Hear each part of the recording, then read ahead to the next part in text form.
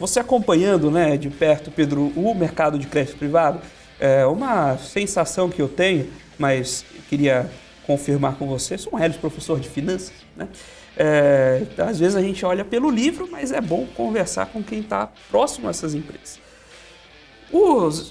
Boa parte das dívidas das empresas vem emitidas, por exemplo, lastreadas em DI, né? A correção é DI. E quando a gente tem um descolamento de DI, velocidade de crescimento da economia, essas empresas acabam amarradas, né? Falta um pouquinho de atenção dos CFOs aí em fazer uma proteção melhor dessa dívida com a sua fonte de receita? Boa pergunta. Assim, essa é uma pergunta meio tricky, assim, porque, em tese, o CFO, principalmente das empresas maiores, né, que podem ali ter, de fato, uma estrutura com várias frentes e também olhar um pouco mais para o mercado e menos para dentro, em tese, e quando também carregam dívidas grandes, deveriam se preocupar com isso, né? Mas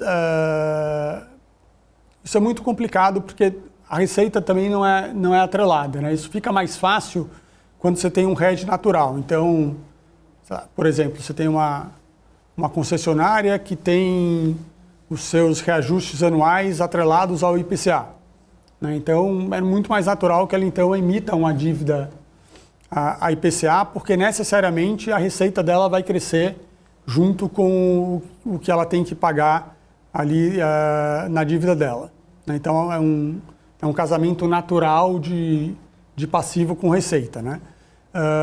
Nas empresas que o processo de repasse de preço, obviamente que sempre vai ter alguma correlação, ou deveria ter alguma correlação com a inflação, mas tem uma dinâmica também muito grande de mercado,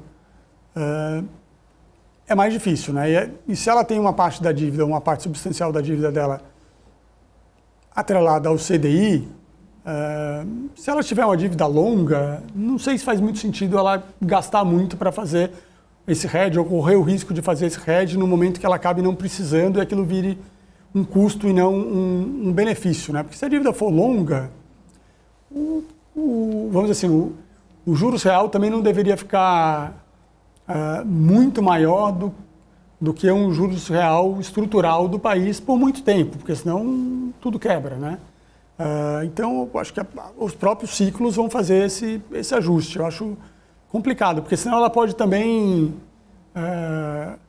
acabar explodindo no financeiro, né? Mesmo que o hedge faça algum sentido e acabando enfiando o pé pelas mãos, ou a gente volta lá para aquela época do passado, quem é mais velho como eu acompanhou, né? As empresas todas quebrando em momentos que o dólar andou de forma muito forte, a gente viu uma Aracruz tendo que ser vendida, ou uma Sadia tendo que ser fundida com a Concórdia, naquela época dos derivativos de dólar ali, que em tese eram atrelados à exportação e não era para dar errado, e deram, né? Então, não sei se faz tanto sentido também esse hedge curtinho, assim, de você ficar ali se protegendo do ano, né? Eu acho que é mais uma estrutura de capital bem feita, montada para um prazo mais longo, né? Ela não perder ali os momentos em que o mercado está mais friendly e conseguir fazer uma curva adequada ali de vencimentos bem divididos ao longo dos anos, né? E ter um management disso muito bom, né?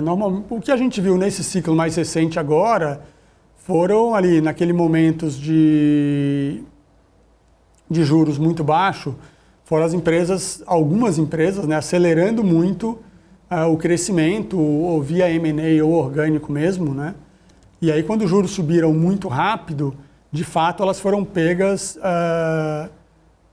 muito alavancadas, né? Ali 3 vezes, mais ou menos, e aí acabaram se complicando um pouco no bottom line, né? Porque o custo da dívida acabou comendo todo o EBITDA.